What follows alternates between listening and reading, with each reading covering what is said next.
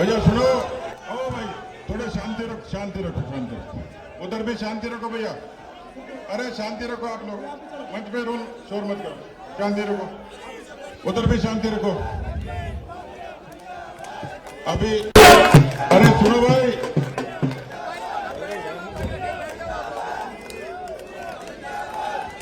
अभी पूरण जी एक मिनट, अभी कार्यक्रम व्यवस्थित कर लेते हैं, सबसे स्वागत करेंगे। राजू जी विराजो, आप लोग यहीं बैठ जाओ, आप लोग यहीं बैठ जाओ। अरे आमेर के जोश की जानकारी तो संयुक्त राष्ट्र संघ को भी है भाई। शांति शांति, कमल जी शांति शांति, बोलिए भारत माता की, भारत माता की, भारतीय जनता पार्टी जिंदाबाद, बीजेपी जिंदाबाद, श्री नरेंद्र मोदी जिंदाबाद, श्री जेपी नड्डा जिंदाबाद, श्री अमित शाह जिंदाबाद, श्री सीपी जोशी जिंदाबाद, योगी मोदी जय श्री राम, योगी मोदी जय श्री राम, श्री केशव प्रसाद मौर्य जिंदाबाद, श्री केशव प्रसाद मौर्य जिंदाबाद, सारे कार्यकर्ता जिंदाबाद, आमेर जिंदाबाद, जयपुर जिला जिंदाबाद, राजस्थान जिंदाबाद, हिंदुस्तान जिंदाबाद, मोदी जी के नेतृत्व में हिंदुस्तान जिंदाबाद है, जिंदाबाद था और जिंदाबाद रहेगा।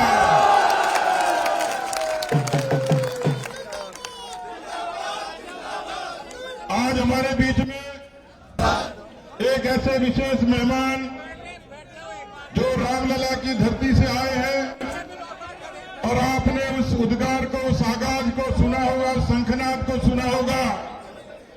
जो राम को लाए हैं हम उनको लाएंगे, राम को लाने वाले हमारे बीच में आए हैं, और इसलिए इतनी हल्की तालियों से मजा नहीं आएगा। गगन भेदी नाली तालियां, जोरदार केशव प्रसाद मौर्य जी के लिए जोरदार तालियां। हमारे बहुत ही बेहद आपके हमारे बहुत ही भावुक अनुरोध पर केशव प्रसाद जी की इच्छा थी 20 बरस से इस आमेर की धरती पर कमल नहीं खिला था। भैया बैठ जाओ, देखो शांति रखो, जो छोटा बड़ा जैसा भी है, नींद बराती सब नीचे बैठ जाओ।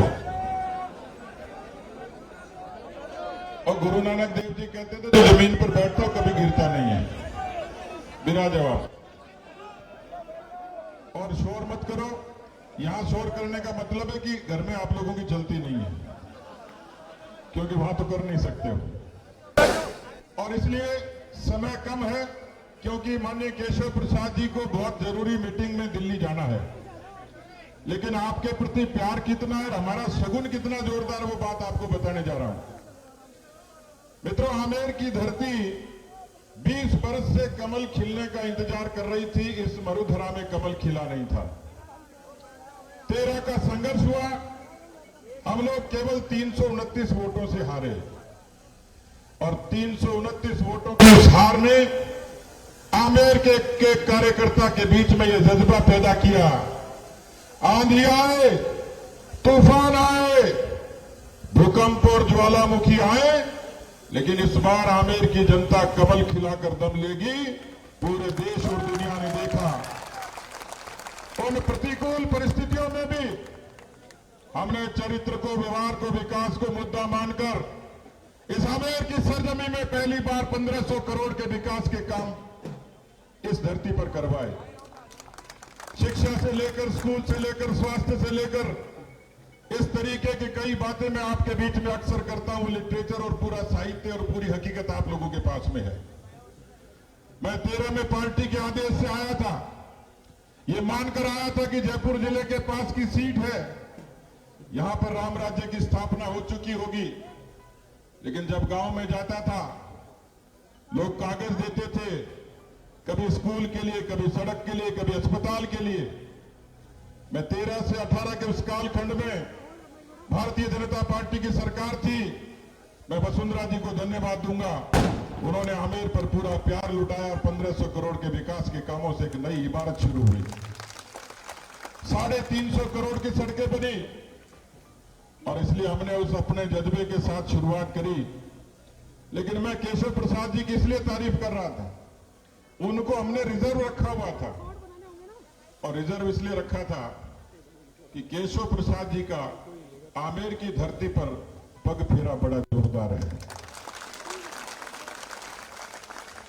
उन्होंने आते ही कहा कि मुझे आना था ही, पर मैं सोचता था बाद में आऊंगा।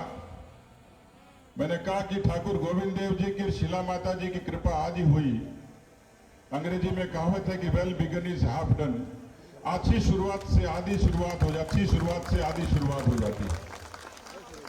और इसलिए आमेर का ये जज्बाती कार्यकर्ता आपका बार बार अभिनंदन करता है, क्योंकि आप जब आए थे पिछली बार तो हमारा फूल केशव प्रसाद जी की उपस्थिति से और जोरदार तरीके से खिला था। अब जब प्रतिकूलता में केशव प्रसाद जी का पग फेरा कमल खिला सकता है, तो नामांकन रैली में केशव प्रसाद जी की उपस्थिति 4 गुना बहुमत से भारतीय जनता पार्टी की जीत का मार्ग भी प्रशस्त कर सकता है। मित्रों और कार्यकर्ताओं, मैं समय की मर्यादा में बंधा हूं। आपको बहुत आवश्यक काम से जाना है। हमने उनको यह निवेदन किया था कि हम 1:15 बजे आपको फ्री कर देंगे, 1:15 बजे फ्री कर देंगे। और देखिए, आपके नाम से लोग इतने उत्साहित हैं, इतने आनंदित हैं। और यहां मंच पर भी, क्योंकि पापाधापी में परिचय ठीक से सबका हुआ नहीं, हमारी जयपुर के जिला प्रमुख रमा चोपड़ा जी हमारे बीच में हैं, जयपुर के डिप्टी मेयर पुनीत कर्नावट जी, आदरणीय ओम पुनिया जी जो हमारे डेयरी के चेयरमैन हैं, वो हमारे बीच में उपस्थित है। ओम पुनिया जी, अरे आगे बैठाओ भाई। नरेश जी, नहीं दबाएंगे नहीं, दब नहीं सकते, डेयरी वाला दबता थोड़ी है। जोरदार तालियां। तो मेरे ख्याल से हमारे महेंद्रपाल जी, प्रधान जी, सादी खान जी, हमारे हरिराम जी, सत्यनारायण जी, हमारे सारे मंडल के अध्यक्ष,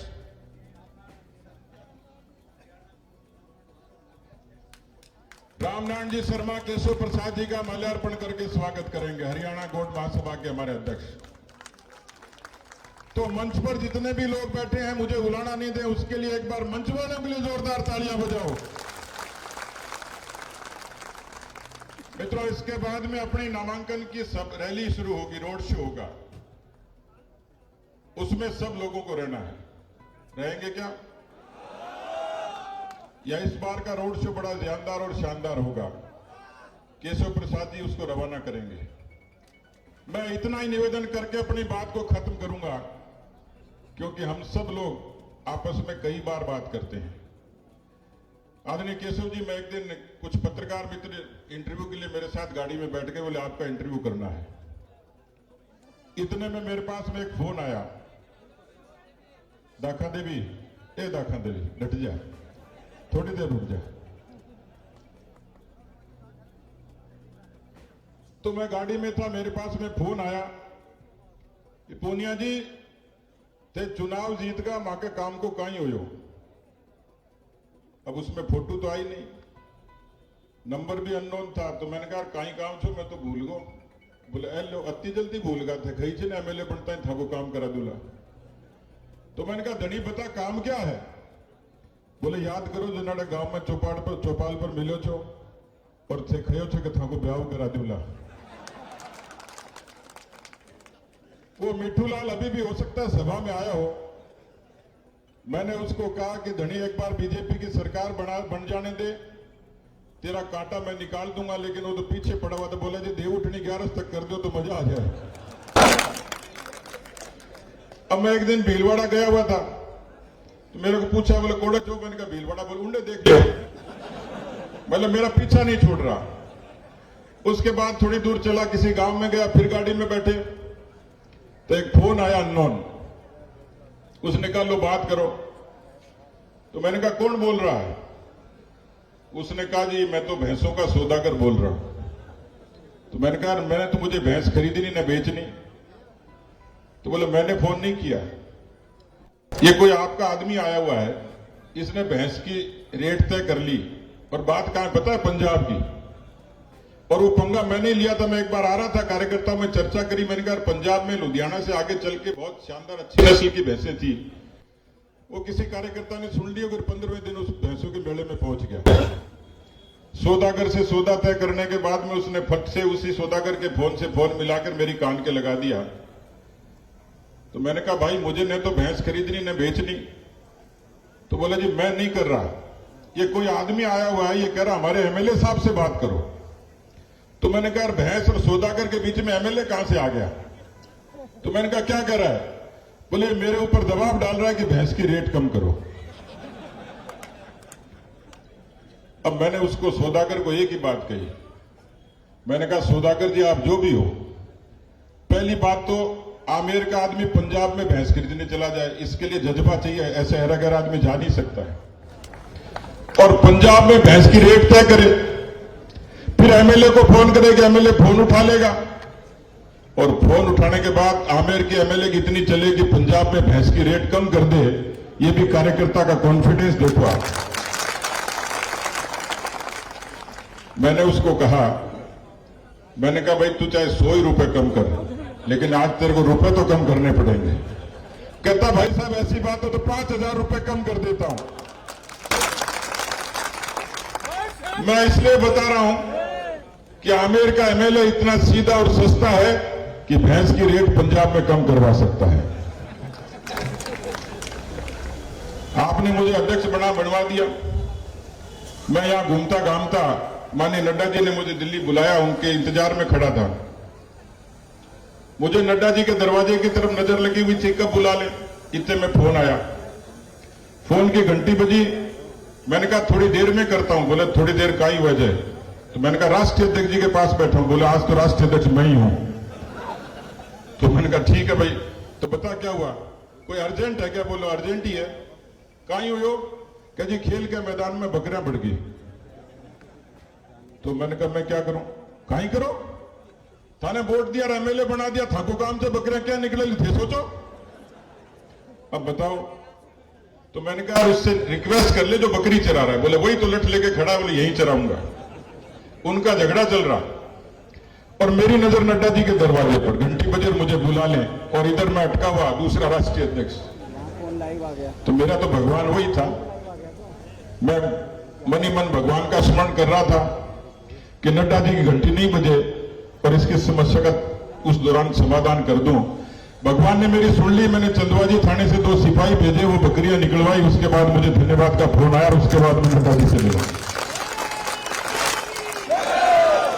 मैं निवेदन करना चाह रहा हूं अपनी बात को खत्म करके, आमेर के मेरे कार्यकर्ता बहनों और भाइयों, 13 की हार को हमने बर्दाश्त किया क्योंकि 163 की बारात में हम शामिल नहीं थे। लेकिन मैं आपके जज्बे को सलाम करता हूं कि 18 की प्रतिकूलता में आपने मां शीला की सौगंध खा